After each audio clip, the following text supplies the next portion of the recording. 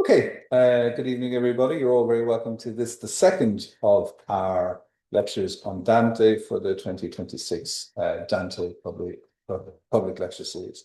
So we had a great lecture last week with Professor Ariel Saber from Johns Hopkins, and this week I'm delighted to welcome Professor Paolo Rigo, who is a man of many, many parts, but what he did say to me today, which kind of shocked me and shocked me at the same time, he is a Petrarchista. So those of you who don't know what a Petrarchista is, he's a big fan of Petrarch, which if it's slightly problematic if you work on Dante. But we won't hold that against him, and we'll see what he has to say about these things.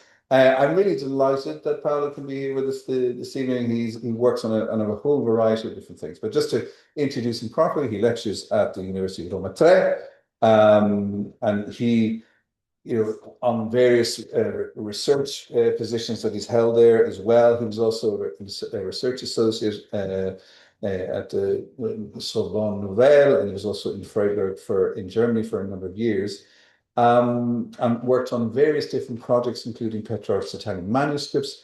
And he's also a member of the Casa di Dante in Rome and the Società Dantesca Italiana in Florence. He's also the annual manager of the Laureatus in Urbe seminar that's organized with Roma Tre and the University of Notre Dame Global Gateway in Rome. So he holds a whole load of different kind of positions. On a research level, he's worked on many, many things, and his interests range from 20th century poetry. He's the author of over 100 publications. He has a dedicated monograph on Petrarch, published in Florence in 2018. One on the relationship between poetry and the Stil Novo authors, and also one on Mario Luzzi, one of Italy's best 20th century poets. And he's written a short manual on the Stil Novo, which is very, very popular. I want him just to his most recent book, which is a great book if you're thinking buying one of Paolo's many publications, is Con occhi da grave color munti, Dante e l'invidia. It's a really important book because it deals with the concept of envy in Dante's Commedia, which is a concept that many people have shied away from, preferring to talk about other things. So I really highly recommend this, and this was published last year. Today, I'm going to talk to us about Florence and Dante, not just Dante, but also Boccaccio as well. So will you please join me in welcoming Paolo Rigo.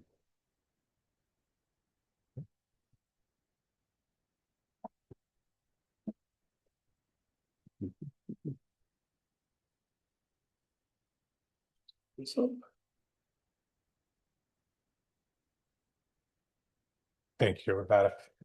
Okay. Thank you for the presentation. I have to apologize for two things. First of all, my bad English. And the second, yes, I am a Petrarch scholar, not a Dantist and not a dentist. You say that. Let's play this thing. I am very... For me, it's a pleasure to be here to speak about Dante Florence. Florence plays a very important role in Dante's works. Franco Gardini noted in his presentation of reissued edition of an old but important book of Odone Zenati, Dante in Firenze, that Dante and Florence are the same thing. When we think about Florence, the medieval Florence, we think about, says Cardini, to the Firenze di Dante, the Dante's Florence. Is it true?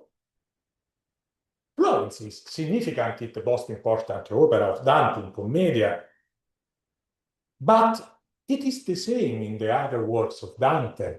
Is it the same in the Vita Nova, for example, where readers can see the cronistoria of a young love. A young love between two Florentines, the one between Dante and Beatrice.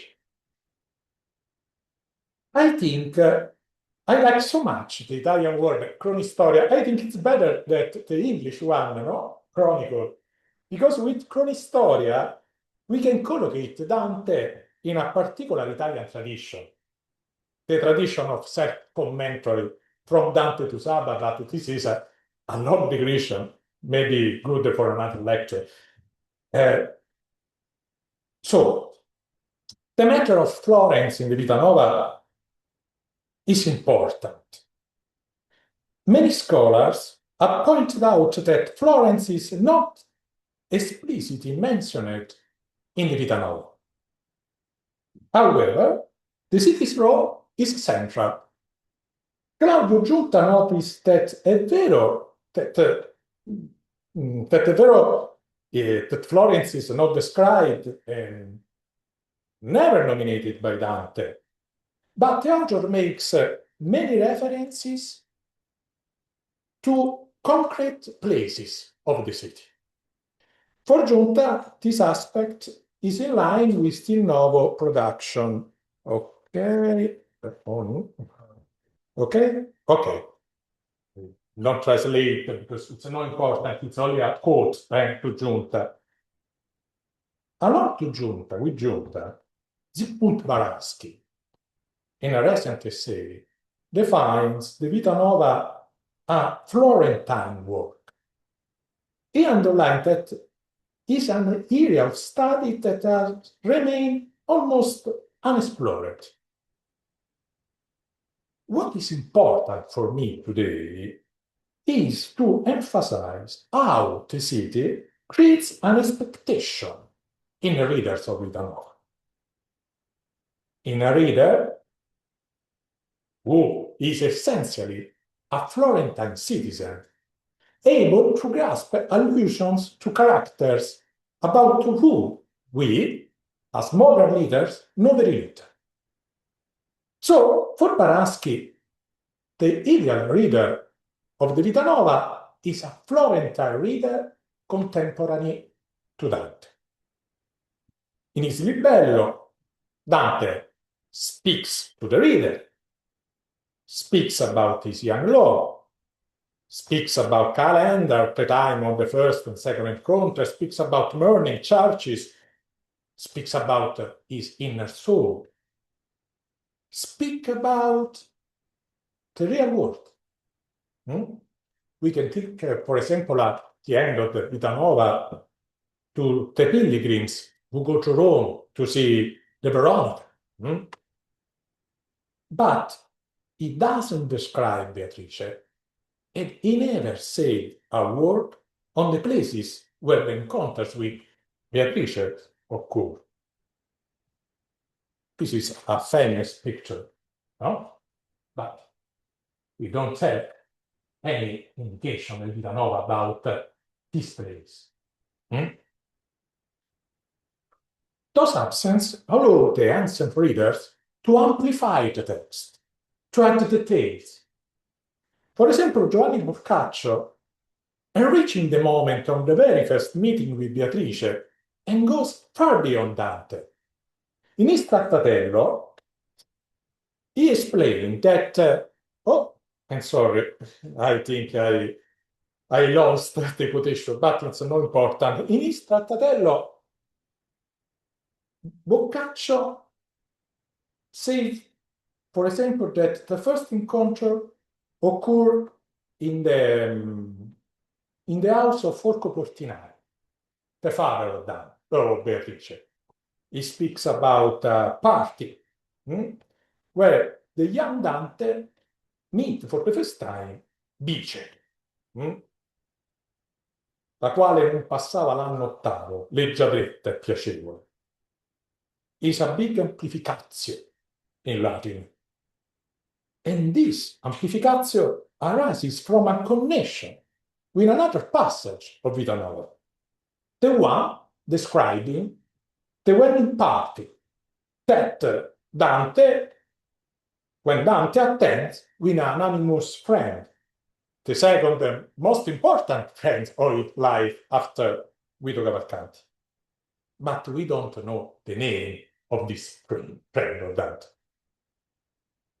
But this passage also stems from the Boccaccio's need to deepen the connection between Dante and Florence, leading the reader to understand the custom of its citizen, providing indication like names, Folco Portinari. Where is the name of Folco Portinari in Vita Nova? About things, about the city itself, no? The party is for Calendi Maggio. Calendi Maggio is a period of May. Boccaccio is particularly sensitive to the connection between Dante and Florence. My friend Dara has pointed out this aspect for the esposizioni in recent essay. I quote in Italian. La questione stessa di cosa sia un fiorentino, who is a Florentine, è estremamente importante per l'esposizione di Boccaccio. Is important for Boccaccio. I think that the matter of Florence creates a connection between Commedia and Vita Nova. This is not a usual thing for Dante. As Francesco Ciabattoni explained, Dante creates a plot that unfolds from the Vita Nuova to the Commedia and maps Dante intellectual adventure. This plot has a center. At the center is Beatrice, a Florentine woman after all. During this trip in the Commedia, Dante meets many Florentines. From Ciacco to Brunetto Latini, from Forese to Picarda, from Farinata degli Uberti and Cavalcanti to Geli del Bello, for example. In total, Bernard de Mail counted 364 souls. 40 of them are from Florence. He noticed that if most of them are in Inferno, the most loquacious are in Paradise. This is the counter of Bernard de Mail. One of the last encountered by Dante is with his ancestor, Cacciaguida degli Elisei. This is one of just Florentines that are certainly in Paradise. In fact, as the Mail puts in evidence, in Paradise we find only 3 Florentines: Picarda Donati, his ancestor Cacciaguida, and the mother of him. But we don't know the name of the father or the mother of Cacciaguida. This is not a fact to be overestimated, but it's important to emphasize 2 things. First of all, heaven does not belong to the Tuscan city. And at the end of his journey, Dante does not meet any fellow male citizen of his time, no one who had held public or political office.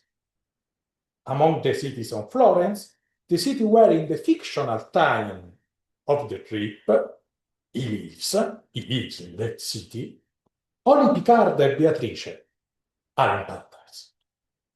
So we can say 4 Florentine, not 3. Because Beatrice, we will add Beatrice to the small group because she is there in Paradise, where she is extraordinary.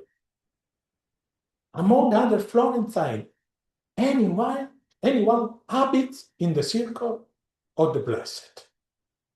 We only have Picarda and Dante ancestors, Cacciaguida and the mother of Cacciaguida himself. Leaving Beatrice aside, Picarda and Cacciaguida are the only Florentine with whom Dante interacts in the Paradise. As we know, it's difficult to have historical information about them. Picarda, pulcherrima pudicissima, es benvenuto da Imola 6, was the sister of Forese e Corso Donati. One was a friend of Dante, Forese. The other the first enemy of Dante. But what we know about Picarda? Picarda became a nun and was then abducted by her brother Corso, who forced her to marry Rosellino della Tosa for political alliance. Since she was unable to remain faithful for her vow, she found among the blessings the love sphere. And about Cacciaguida, what can we say about Cacciaguida? Cacciaguida was an ancient guy, an ancient knight, an ancient guy from old Florence, someone who lived in a city not corrupted at his time. And when he speaks with Dante, he recalls the old day when Florence was dentro della cerchia antica, onde la toglia ancora è terza e nona, si stava in pace, sobria e pudica. The time when the Florentine were pure, as Cacciaguida was and is. When the people non aveva catanella, non corona, non gonne contigiate, non cintura, che fosse a vedere più che la persona. What Cacciaguida describes is an ideal city, maybe a city that never exists, is the might of the Golden Age. But through these words, Dante can criticize his city, the city of his time, the corrupted Florence, the one that in the fictional time of Commedia we condemn him to desire. Because of his city, Dante will try how much sa di sale lo pane altrui. This element and others, as Simone Marchesi puts in evidence, create intersection between Cacciaguida and another important citizen of Florence, Brunetto Latino. Those intersections are not limited to the 15 cantos of Inferno and Paradiso, but touch many moments and themes. The vertical perspective invites readers to move backward from the Florence of the good old days that we find in Paradiso to the corrupt Florence of the present depicted in Inferno.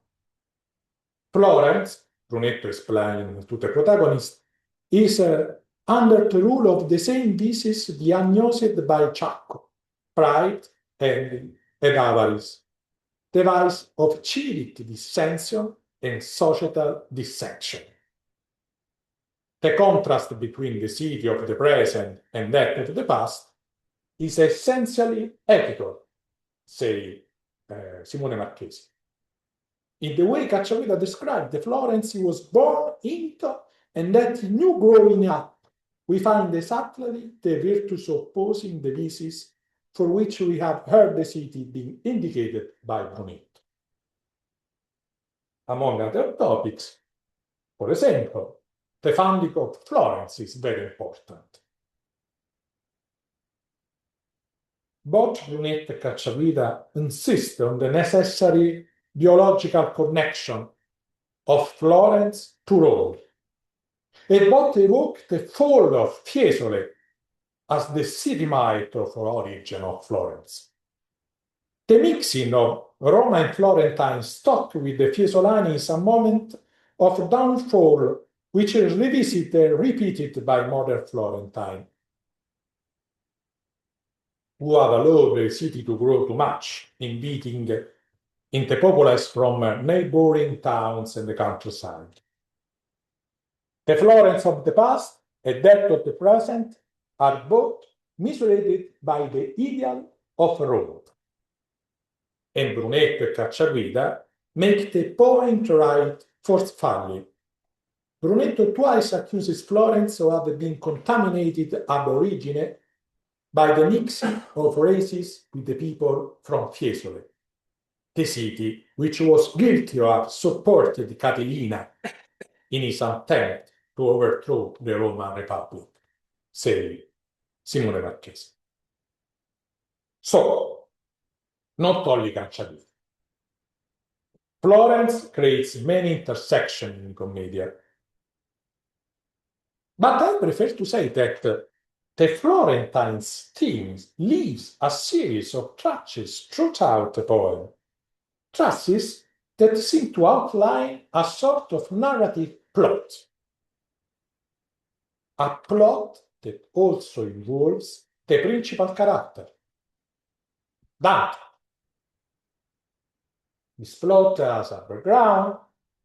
This background lives on the autobiography of the protagonist, who, in the fictional time of his voyage, is a member of the political class of Florence.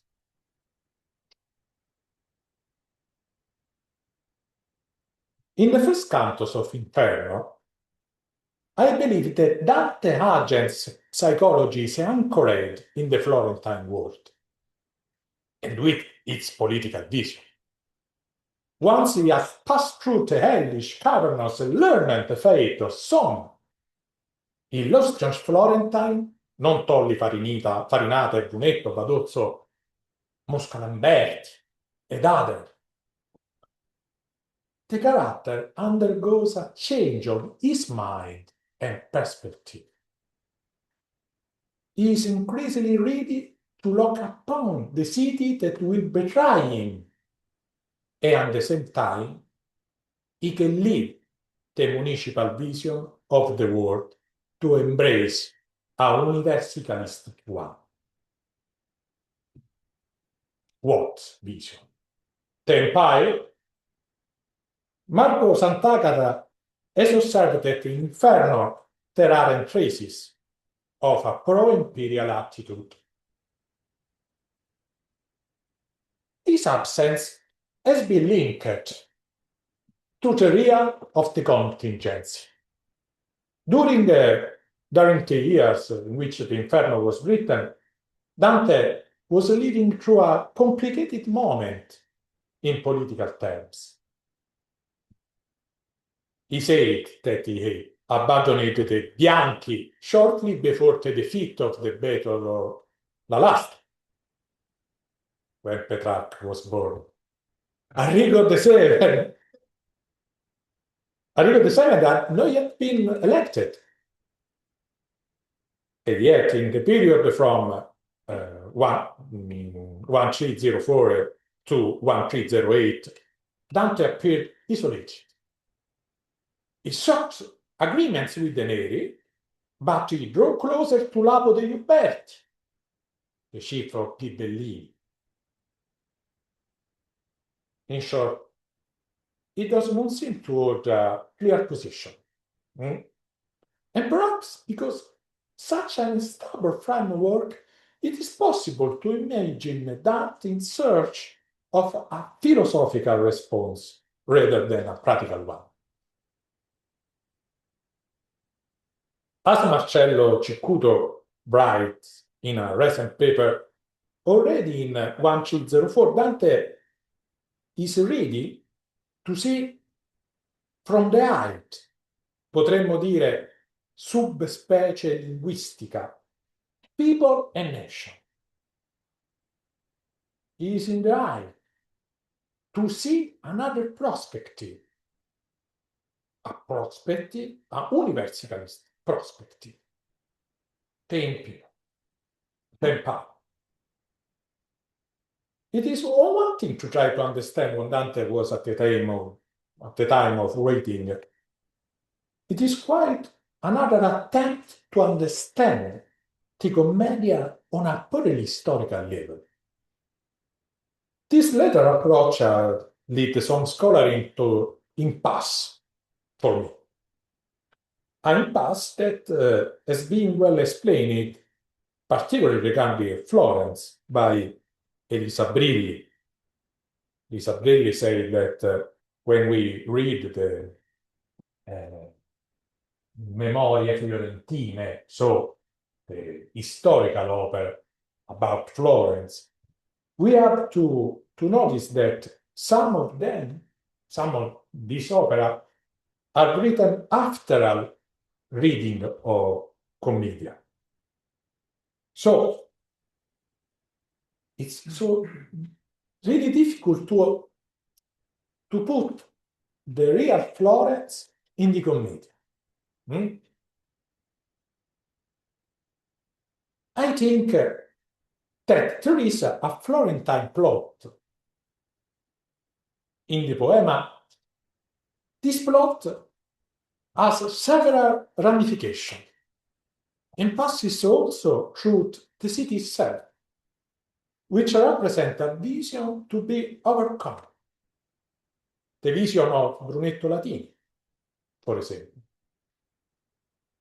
If it is true that this absence, the absence of empire in Inferno, the absence of Florence in the last part of Inferno, must be explained by the need to provide a solid structure for the entire narrative plot, allowing the protagonist's psychology to remain plausible as engaged with a process of moral and intellectual growth, a process constructed through encounters with the damned, the penitent, and the blessed. And in these exchanges, the evolution of Dante as a character becomes increasingly apparent. After all, even the phrases for Florence in its heyday does not come from Dante, but from Cacciaguida. And if we consider that when Dante questioned Ciacco about the fate of the illustrious Florentines, those who have become legend, those with whom Dante himself had grew up, we can grasp the full drama of his passage. Dante say to Ciacco, ancora voi che mi insegni, e che di più parlar mi facci dono, Farinata, il Teggaio, che fursi degni, Jacopo Rusticucci, Arrigo, il Mosca, e gli altri che a ben fa to do good thing, posero l'ingegno. Dimmi, dove sono? E fa che io li conosca, che il gran disio mi stringe di sapere se il ciel li addolcia o l'inferno li attosca. What say, Ciacco? E quelli, ei son tra le anime più nere. Diverse colpe più li grava al fondo. Se tanto scendi, li potrai vedere. The psychology of the character is often overlooked in studies of Dante, but is a fundamental part of the context, of literary context. E te Dante will question Ciacco is the politician who, like the character mentioned, is committed to the welfare of the city. At least, this is his perspective, his might, which is degraded, dismissed by Ciacco with a few terrible words. Ciacco is characterized in peculiar way. Who is Ciacco? Ciacco is gluttonous. He is a Florentine. But his identity remains undetected for the readers. The commentary of Nicola Fosca at Campus of Ciacco is enough to summarize the question of his identity. We don't know anything about Ciacco. Some scholar thinks that he was a poet, Ciacco dell'Anguillara. Ciacco dell'Anguillara. Another points out that Ciacco is a nom de plume that would be translated like pig. Ciacco is a pig. Okay, but who is? The chiose selmiane, guarda, che ancient SG commentary tutte commedia. Ciacco usa bank counter. Think it's okay, I don't know. But who is? We don't have any proof about his identity. this isn't a small problem. What we know about Ciacco? As it happens with the Vita Nova, remember Baraschi, if Ciacco is a Florentine, if Ciacco isn't his real name, his identity must be well known to Dante citizen. So, we should suppose that for the commedia, or at most for the first cantos of his poem, Dante takes to a particular reader, a Florentine reader. A reader where they connect the nom de plume, Ciacco, to a member of their community. I can't believe that. Instead, I think the universal value of the poem is clear from the first cantos, when Dante compares himself to Enea and to Paul of Tarsus. Second canto, Inferno, no? So, who is Ciacco? Why doesn't Dante pronounce his real name? He doesn't recognize him in the first moment, but when Ciacco declares his nom de plume, voi cittadini mi chiamaste Ciacco, Dante agents must know him. Voi cittadini, do you know? And why doesn't he pronounce his real name? Why? Because Ciacco was an important man of his time? So, why, when he encounters other characters important, such as Brunetto, as Farinata degli Uberti, can he name them when he encounters the Pope? Why? I don't know, but I think Ciacco isn't a real man. After all, we don't have any historical sources. A parte the Chiose Selmane, Boccaccio provides the most extensive information about Ciacco in his esposizioni and in the Decameron. But the Decameron isn't a source. It's a fictional text. To the esposizioni we will see after, at the end of my lecture. Besides the prophecy directed to Dante, Ciacco does another thing. He explained to Dante the fate of some greats of the previous generation, I said. All the names that Dante pronounced in front of Ciacco are people that are damned for eternity. I think it is important to insist to the psychological state of the protagonist of Commedia to be understand the figure of Ciacco. Dante's character is still linked to his city. He is part of city community. Ciacco said, voi cittadini, you too Dante, voi cittadini. He is still linked to the bonfire from the previous generation, a lost generation. On a structural level, anyone can make criticisms like this or make it as damning as Ciacco is. The issue is important because starting from Ciacco begins a slow degradation of Florentine's society. It is the society that Dante was inspired by, the one in which he grew up, and the one in which he became politically engaged. It is important turning point on the narrative level, and this is the focus of the canto, not the identity of Ciacco. Only one thing, perhaps, can be said. Perhaps Ciacco is non-Florentine. Infatti, he states, voi cittadini, not me, voi. So he does include himself in the group. But it is still a fleeting statement. I simply believe that Chaco is just a literary figure, an allegory, whose role is to open the Florentine question of the community. This plot emerged at several points, in particular throughout the Inferno. Now,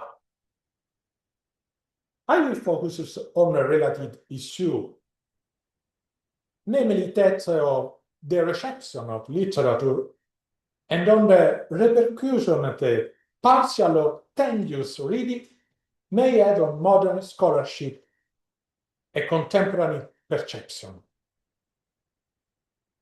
Before doing so, I would like to stress how this process of degradation performs a narrative function of no small importance. I must say that I have learned a great deal from the works of Alberto Casadei, who in recent years has devoted significant attention to bringing to the light narrative structures and patterns of the commedia, and to restoring the value of passages.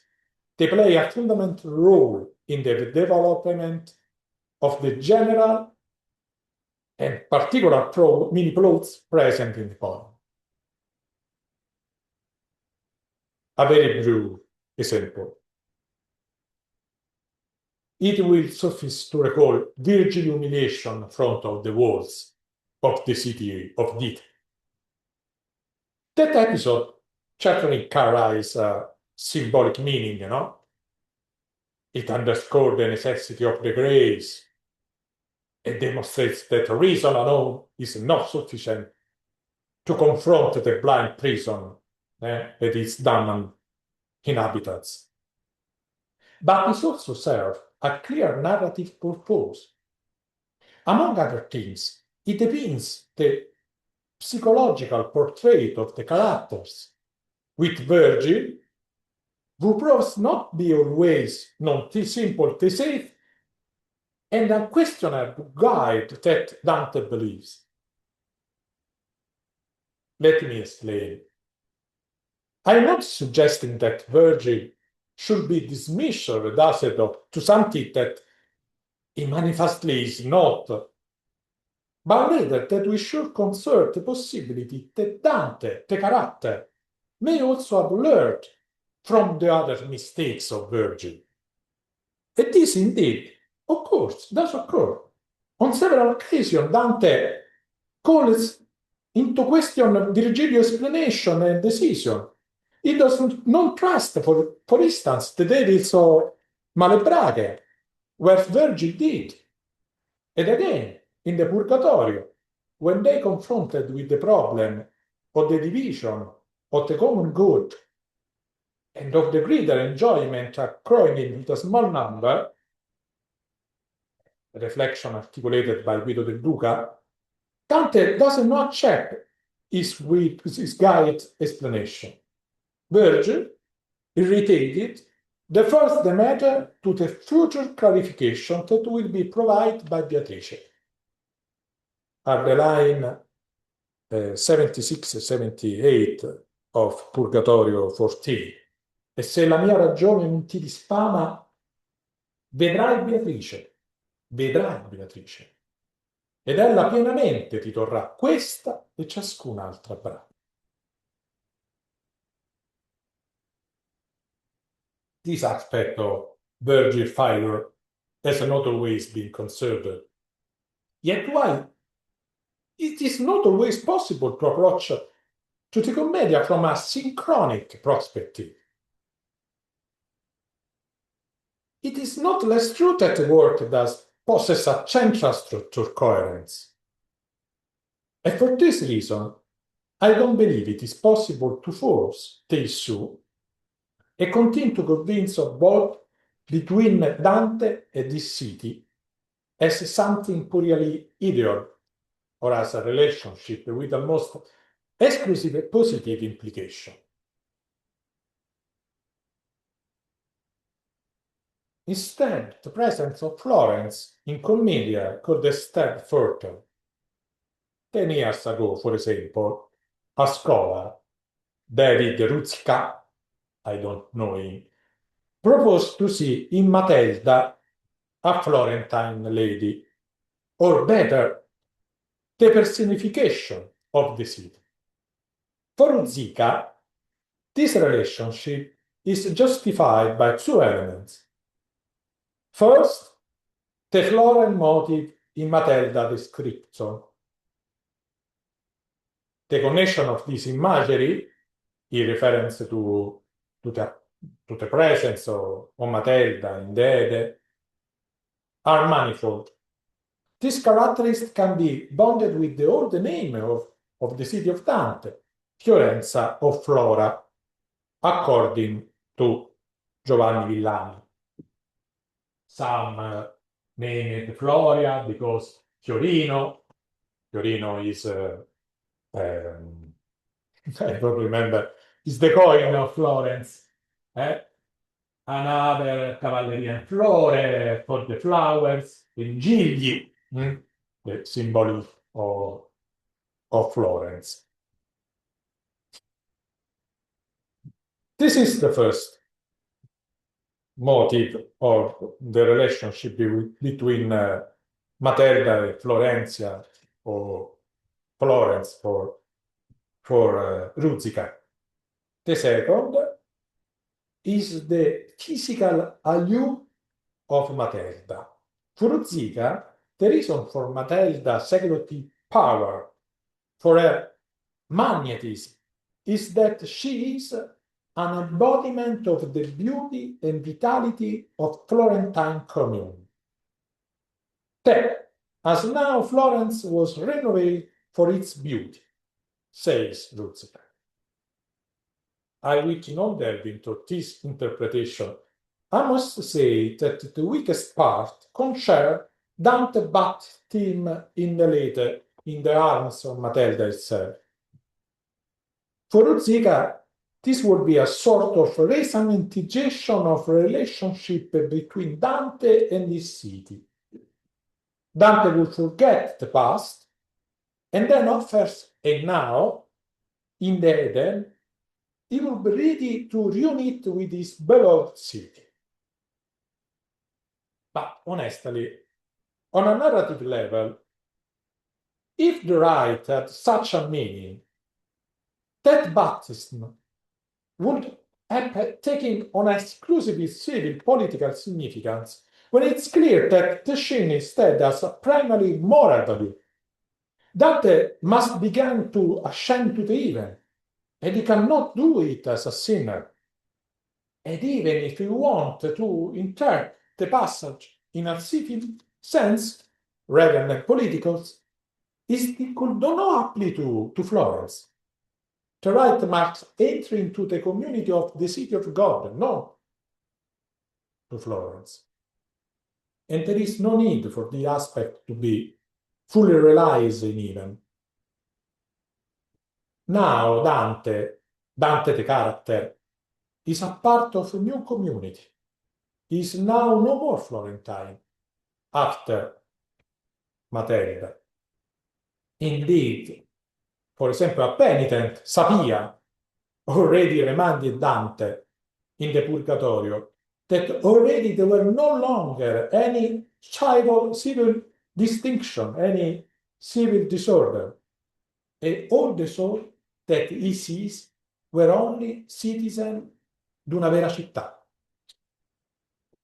Furthermore, at the fictional time of history, Dante Agens isn't in conflict with the city.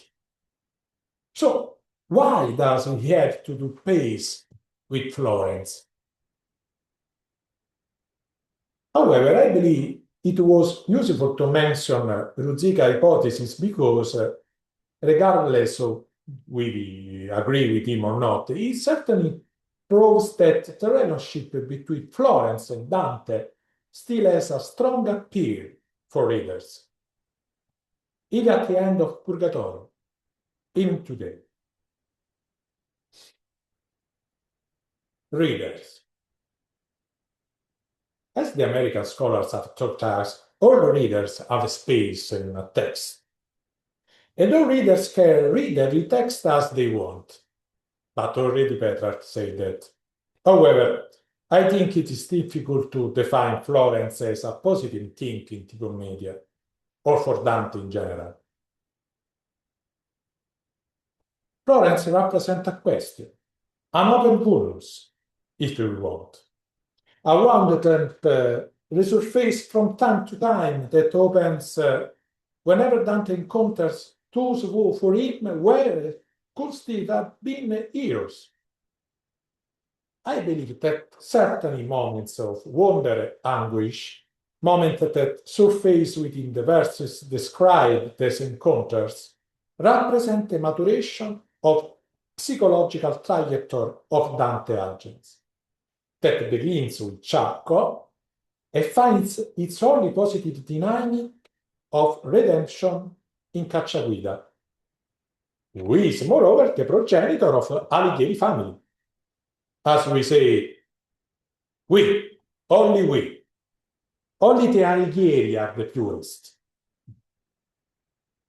A misunderstanding of this level, or the choice to ignore it, we will see with Boccaccio, entails, in my own view, a failure to understand the psychology of the commedia's protagonist and to understand the political human drama of the poem.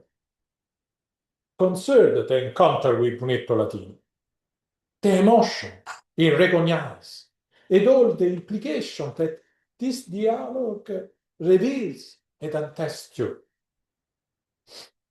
Webb has rightly shown that in the way he experiences damnation, Ser Brunetto adopts socially negative attitudes. Brunetto, per esempio, engaging in the conversation with Dante under the sway of envy, which is one of the characteristics of the city of Florence and of its people, as Brunetto himself declares. Just as happens with Ciacco and with Farinata, Dante undertakes a process of recognition with Ser Brunetto as well. Ser Brunetto is not immediately recognized by his student. Brunetto recognized Dante from a similar perspective as Farinata and Ciacco recognize him by the Florentine tracts. In the three cases, the act of recognizance is initiated by the damned soul. Dante does not immediately recognize the figure of his master, just as he had not recognized Ciacco. Other common traits should also be noted. All three are Florentine, all three deliver negative prophecies to Dante. I therefore wonder whether in that heartfelt exclamation, "Siete voi qui, Ser Brunetto," alongside the evident sense of sorrow for the condemnation endured by a former teacher who had declared himself a parent to Dante, no? Figlio mio. There might not also be an awakening of awareness regarding Brunetto's political person. If we contrast the parallel between Brunetto and Farinata, we might conclude that one represented a passive political life.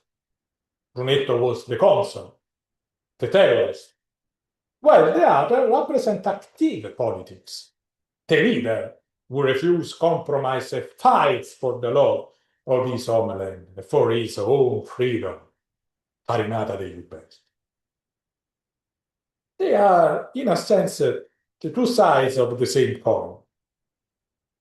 And Ciacco, if Ciacco was a banker, as the anonymous Selmiano claims, it would represent the third level of the power within the city, the economic one. The very level that is attacked by Cacciaguida and by Commedia's war.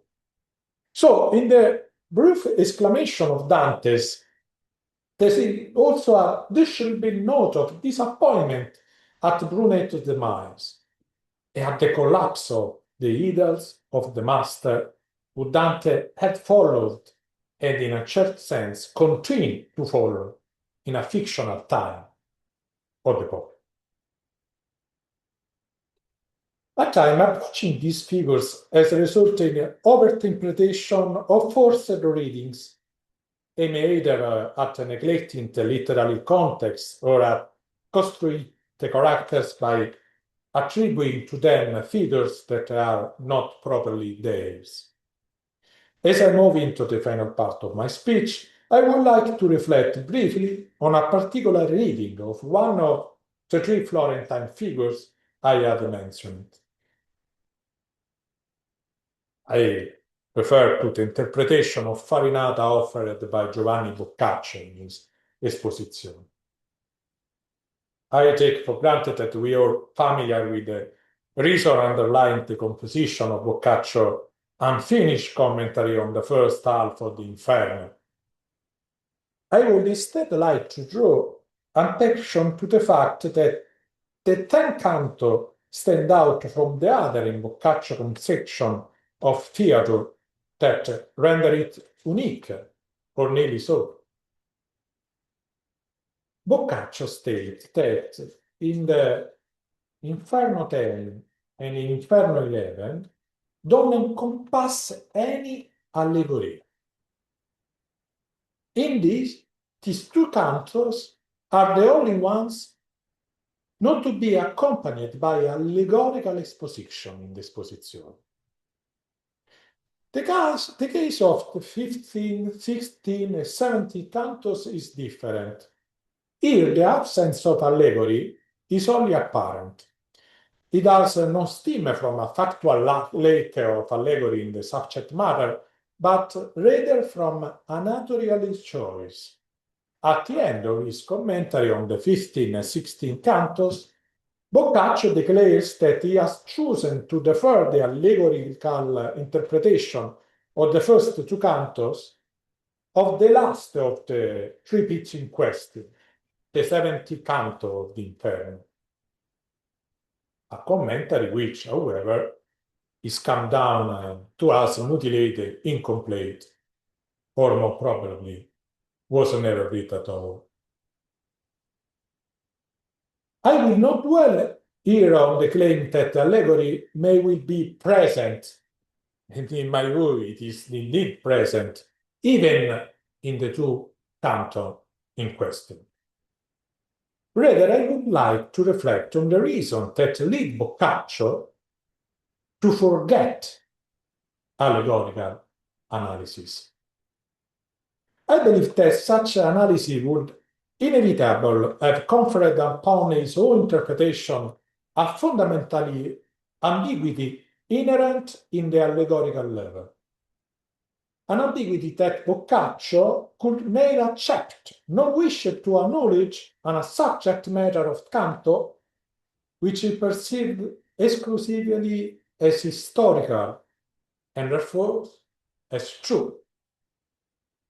If I think that a text, a historical text, is true, is not literal, is true. In this respect, I would suggest that Boccaccio proves for once to be an immoral exegete, at least by modern standard. He is not incapable of understanding the canto subject matter, as has sometimes been claimed. We will see it. Rather, his commentary offers a strong partisan interpretation aimed at dismiss the positive traits of Dante interlocutors, the character with whom Dante interacts most extensively in the canto.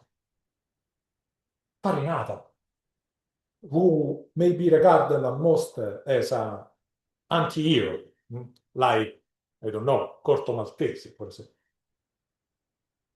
Certainly, as modern readers, we are likewise conditioned by the historical image of Farinata, which itself derives in part from the comedian. Nevertheless, It is also true that Farinata, as a literary character, possesses a status of his own. While he represented the old Ghibelline faction, he also embodies a value that cannot be reduced exclusively to the imperial cause.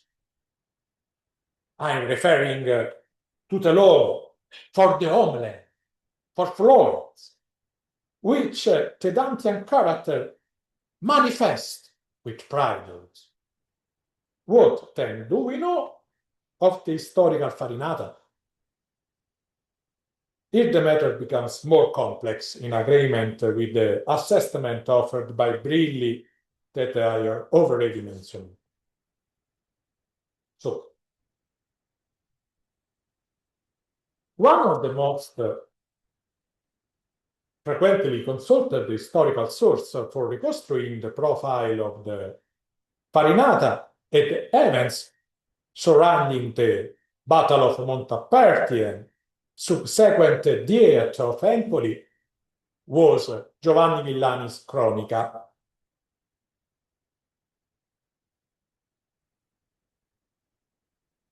Can only be regarded as a historical source of limited relative reliability.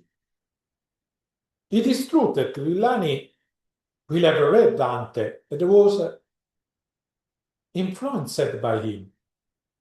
It is true also that Villani was read by Boccaccio. And yet, despite some evident borrowings, the judgment, or rather the most compelling features of Farinata's figure, which are presently thus foregrounded in the Commedia, are ignored by Boccaccio. We are thus confronted with a clear case of active reception and a vulgar transvolution of ingenuous sense, whereby the discourse of hypotext is selectively reinterpreted in the hypertext. Hypotext is the Commedia, hypertext the Esposizione. I like to open a briefly parenthesis. Ingla is not too far away. One might suggest that the Farinata's fate in Boccaccio reading, and probably in that of other exegetes, is not unlike the fluctuating critical fortune of one of Shakespeare's characters, Shylock. Depending on the interpreter, Shylock is either regarded as an entirely negative figure or read as a victim of circumstances. I will offer one just example. In the now largely forgotten film, pellicola, To Be or Not to Be, by Alan Johnson, inspired by the screenplay of the same title, the protagonist, Frederick Bronski, played by Mel Brooks, or the positive view of Shakespearean merchant, so much so that it aims into his signature role with which he fights the Nazis occupying Warsaw. Yet, readers of Shakespeare's are also aware that this character is not driven in his action by a desire to redeem his people, but rather by a petty and malicious personal revenge.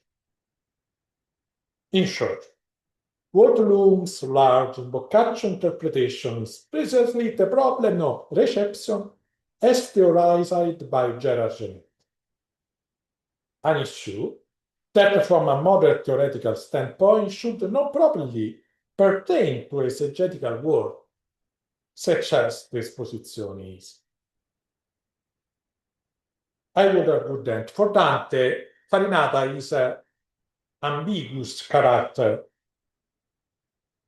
The fate of Farinata is aligned with Dante's own truth, the shared punishment of exile. By contrast, Boccaccio's Farinata allows for no margin of redemption. Boccaccio is uncompromising. The figure presented in his commentary is a ruthless military leader who won at Monteperti through the summit. Even the role positive for the future of Florence that Farinata played during the assembly at Empoli when he rose in defense of the city and thus prevented its destruction is acknowledged almost gradually. The episode is in fact narrated through a concessive formula that betrays the esage's discomfort. È vero che it is true that it's true.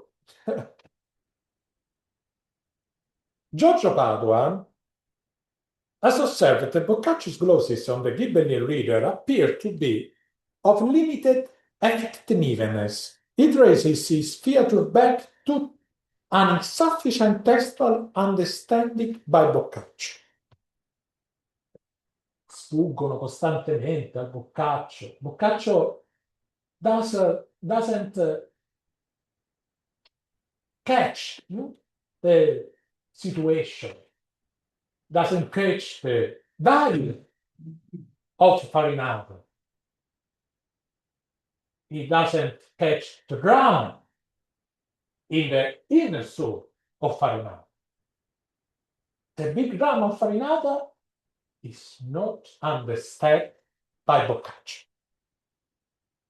Now, it is possible that the author of the Cameron was incapable of reading between the lines, or unable to grasp the dramatic intensity of the confrontation encounter, with the great figure of the generation preceding Dante's own.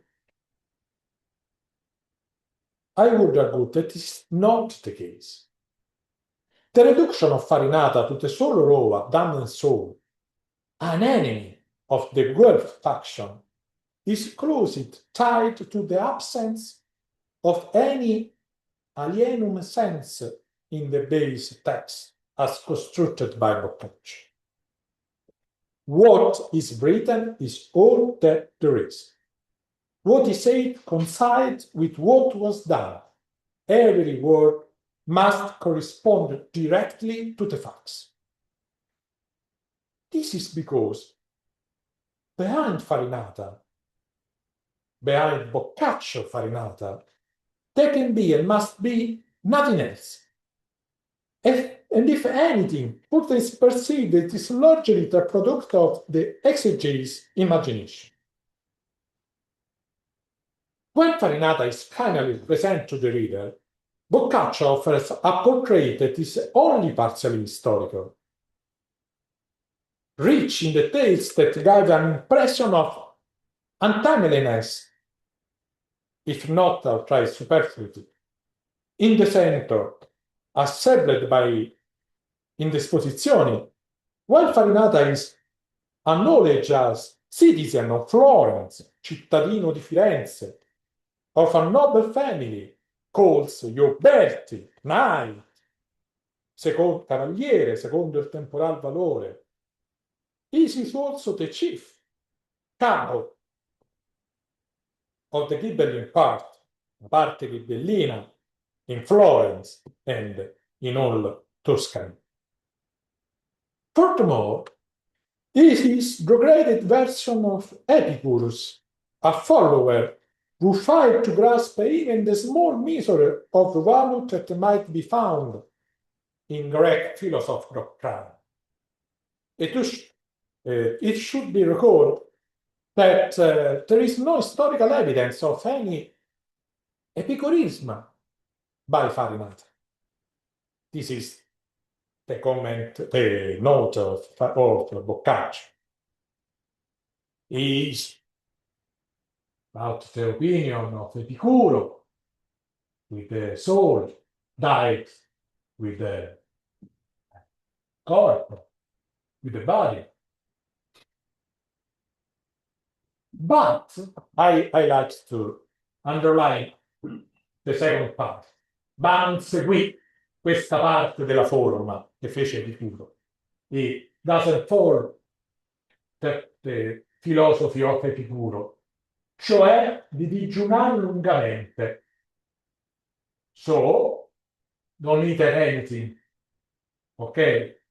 Because Farinata wrong also with this part of Epicurus' philosophy.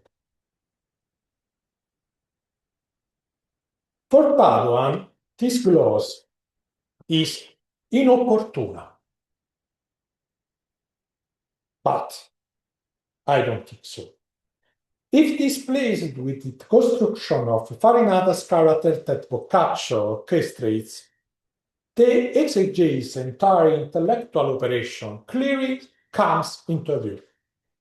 This is an operation that also requires that the allegorical zero going out already mentioned.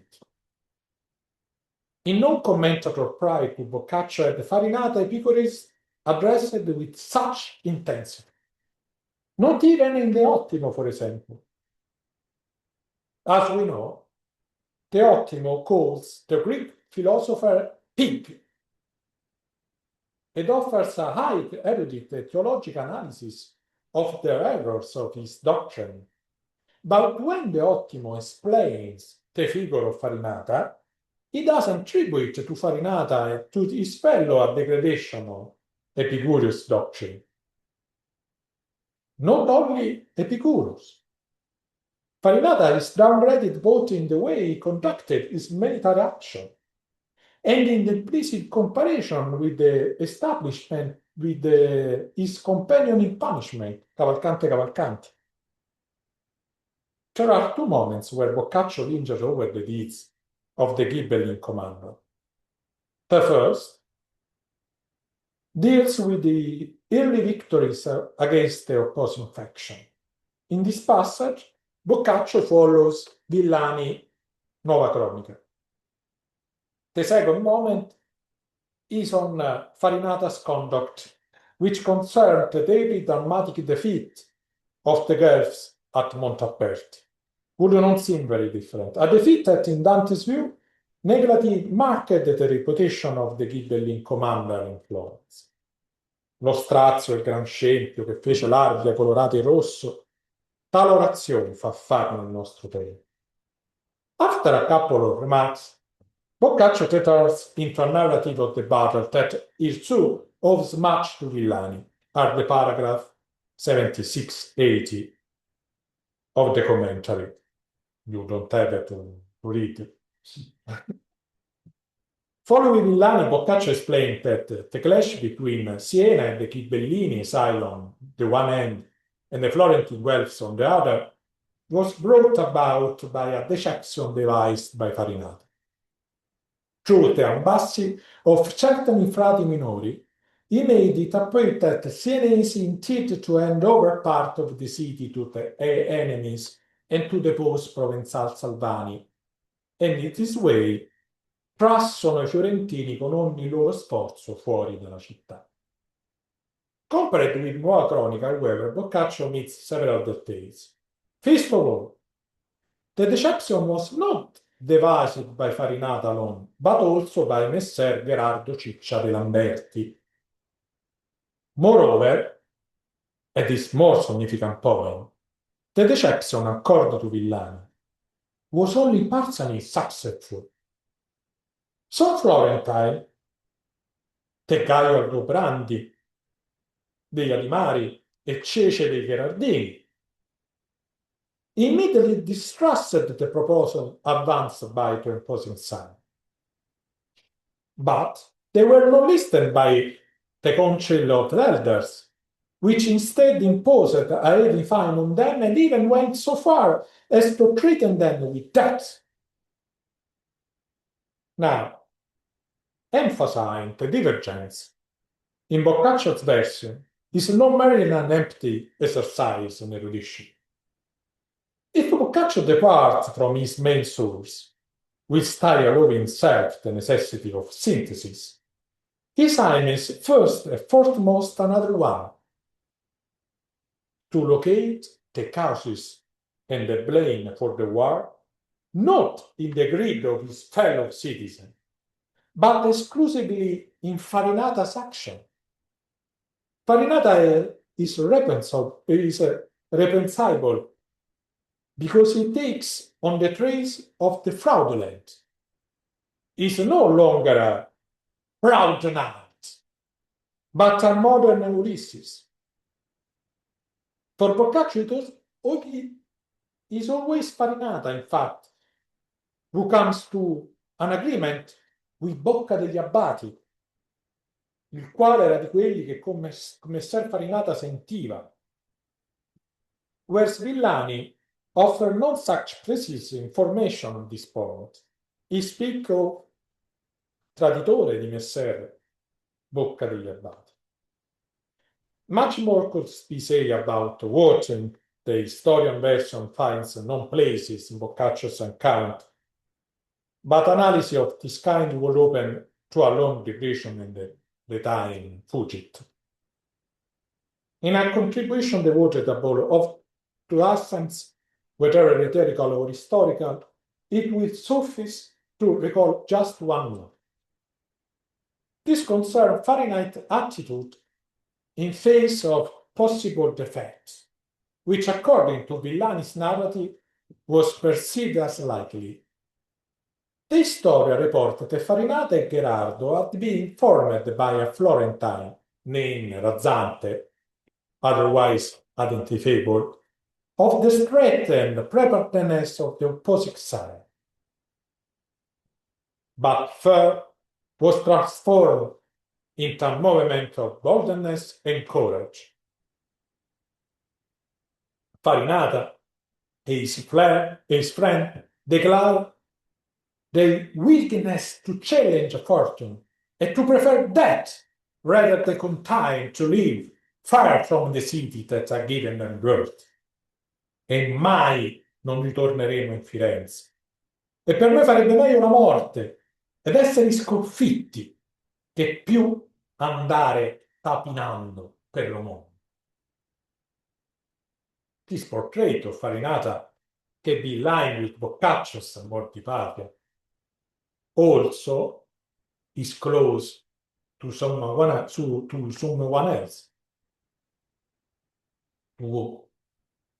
Dante, for the challenge to destiny, and that Agrigo is all bring.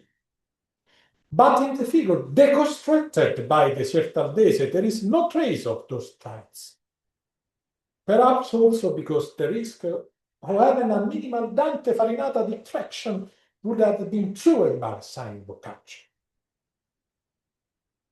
This would be especially the case if Dante is seen, read, and understood as part of fatherland that Alighieri himself, willing or unwillingly, was forced to abandon, and with which he was never able to unite. Beyond history, I was saying that Boccaccio as a commentator also seemed to diminish all Farinata figure. It happens in relation to his companion in punishment, Cavalcanti. The latter was being considered a less imposing figure when compared to Farinata, as Roberto Hollander puts in evidence. Cavalcanti becomes a positive figure for Boccaccio. He is sorry, this is the Nova Cronica. I don't, but it's not important. Okay, I only say the truth. Okay, but if you want, I give you my PowerPoint. Cavalcanti became the archetype of loving father for Boccaccio. The positive significance is not limited to the aspect. If Cavalcanti seguì l'opinione dei diletti carnali, there are any traces of the capital vis in that leggiadro e ricco cavaliere. Partnership in this case is also justified by a poetic reason. Cavalcanti is the father of Willie, a poet esteemed by Boccaccio as instead by esposizioni, the reference in the Ring, and the novella in the Decameron. Oh. Certainly, the poet value and the recognition of talent are also present in Commedia, the talent of Cavalcanti, but the fact that Cavalcanti and Farinata are together in punishment, as well as heretics, also signals Dante's judgment.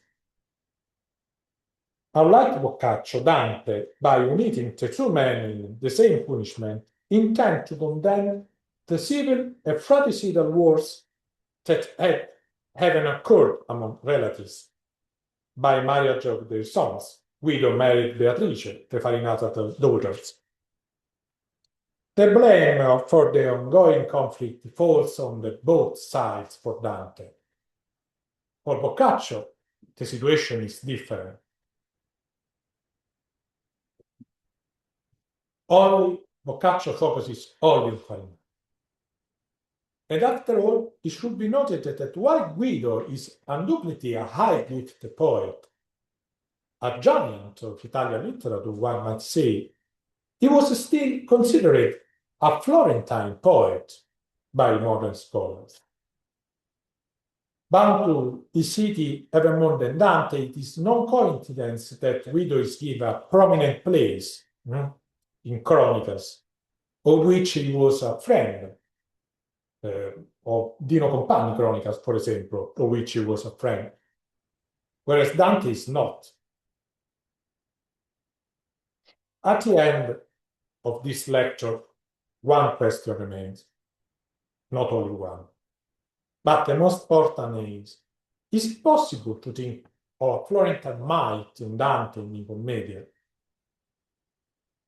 The answer can be affirmative, provided that such a might is placed back into the archetype of no existence, of a world that cannot be grasped, composed of the matter of desire and dream. It is the might of Astrea, of the Golden Age,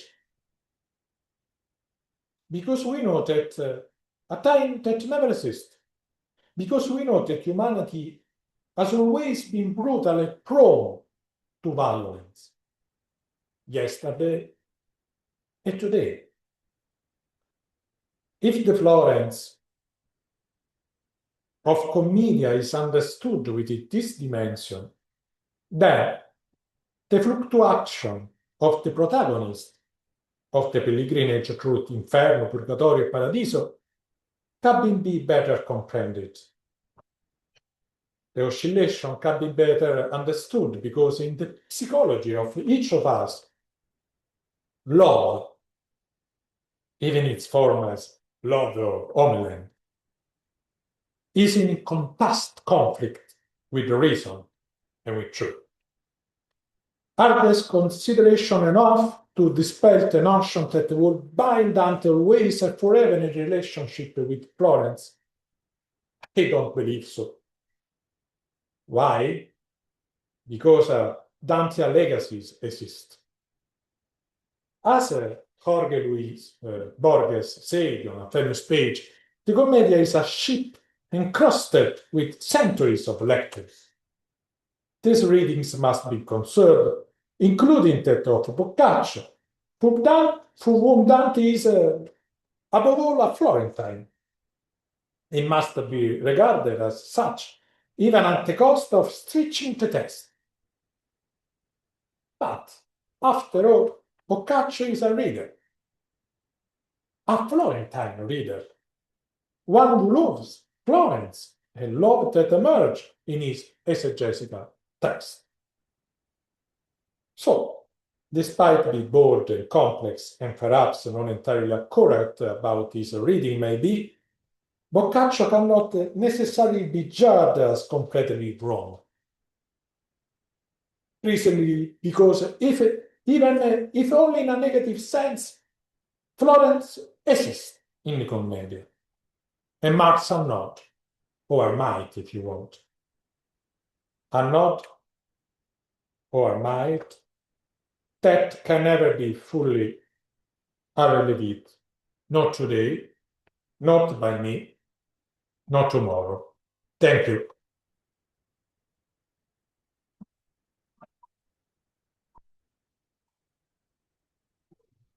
Paolo. Let me just put this back. Okay. So let me just stop sharing. Okie dokie. Now, that was wonderful. Stay here because I want Yes. some questions.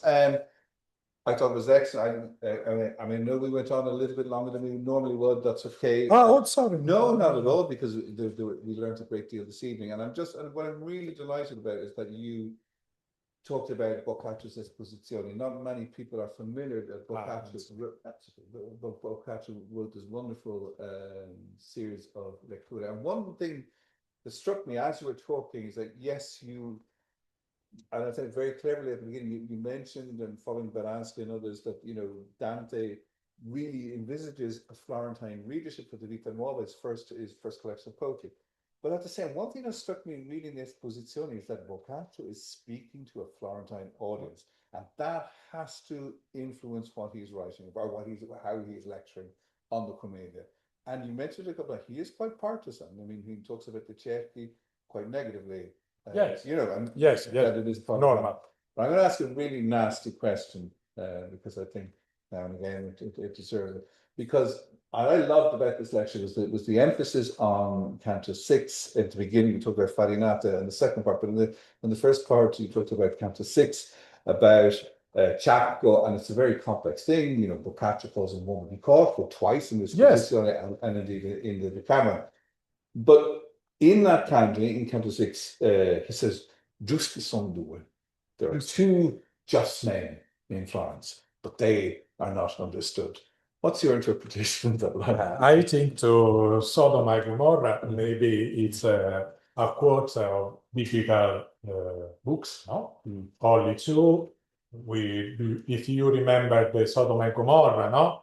Good speak to, I don't remember the name, sorry, all the prophets of Sodom, but he said, if you have about 100 men, 50 men, 10 men, 5 men, we saved the city of Sodom. And Chacco said, only two are good people in Florence, but who are they? Maybe Dante Cavalcanti, I don't know. Dante, certainly, but I don't know the other one who is. Beatrice, maybe, no, it's already dead. So I don't know. For you? Well, Dante certainly, but Cavalcanti, I don't know. No, I don't know. No, maybe not. The second friend of Dante, maybe. Now, are there any questions? Now, both online and in the room, are there questions? They're all very sick of beating them down with your knowledge here. Please don't be shy. If there's anyone online who would like to ask a question, Kat, come to the microphone, please. Oh. Thank you so much for this. I have, a question, a curiosity mostly, no? As you said at the beginning, in the Commedia, there are a lot of Florentine people, in Inferno in particular. But you mentioned that in Paradiso, there are Piccarda, Cacciaguida's mother, and Cacciaguida, and Beatrice too.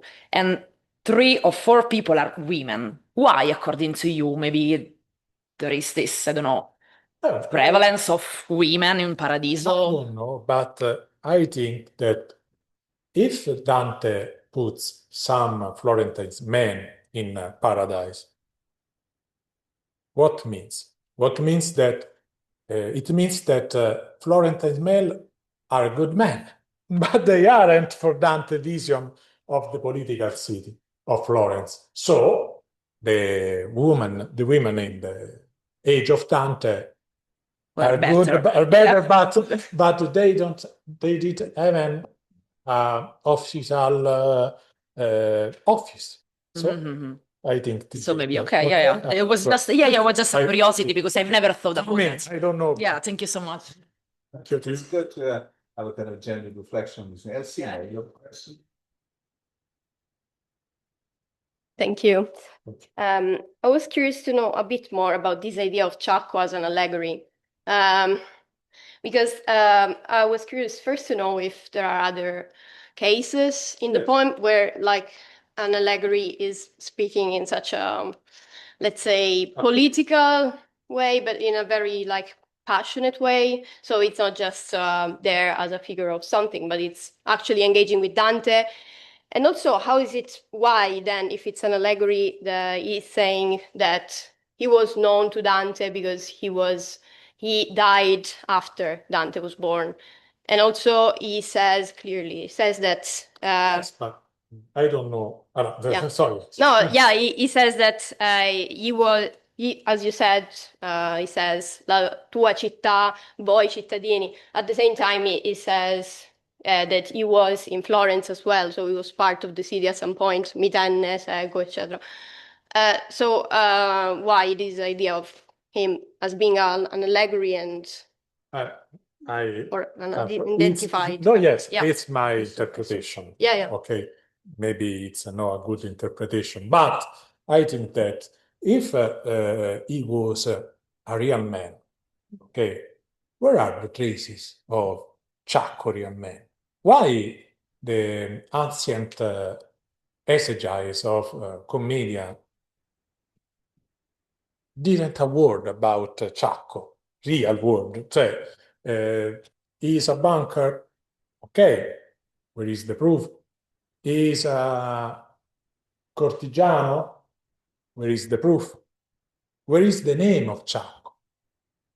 Se Tisselmano say he's a banker, okay, and the name? Boccaccio same and the same, and the name? Where is? In the poem there are others allegorical figure like Matelda. For me, Matelda is not Matelda of Canossa. If we think about Matelda as Matelda of Canossa, we have a big problem in the Commedia. And the problem is, before Matelda died, who is in the Eden? Is Matelda of Canossa? We must to think that the Eden doesn't exist before Matelda of Canossa. I don't know if I explained that. I don't Okay. know. We can discuss maybe. No, yes, okay. It'll take time, but Okay. thank you so much. Thank you. Okay, there's nothing online with regards to questions. Are there any other questions in the room before, because I know it's getting on a little bit, and I have to take this young man I have to take this young man for a beverage. Now, just to remind you that next week's lecture is going to be given by Professor Dennis Looney. Dennis is going to be talking to us about Dante's Dante in American literature in the 20th century and the 21st century. And it's going to be talking about Southern American literature, in particular in the USA. And it's going to be very much a fascinating thing. Very much looking forward to that. But I want to remind you that next Monday is a bank holiday. So there'll be no Monday lecture, but there will be, delighted to hear, a Tuesday lecture in this room next Tuesday at 6 o'clock. You don't have a week off this year. We've decided to go straight through for the 5 weeks. But thank you for coming out this evening. I know it's not easy to come out on a Monday evening, especially in January, but the next time we see each other, it's going to be February. Spring will be in the air. It'll be lighter outside. You'll see the weather will be improving. So it's only just going to get better from here. But will you please join me in thanking Paolo for a brilliant lecture, a very dense lecture on the whole Florentine question. I think you would admit, we're just opening up this particular issue, and it is a very, very complex one, which involves a lot of different texts. But I really appreciate the way you can put the whole thing together and give your reading of it, and it really was exceptional. So thank you, Paolo. Thank you. Thank you.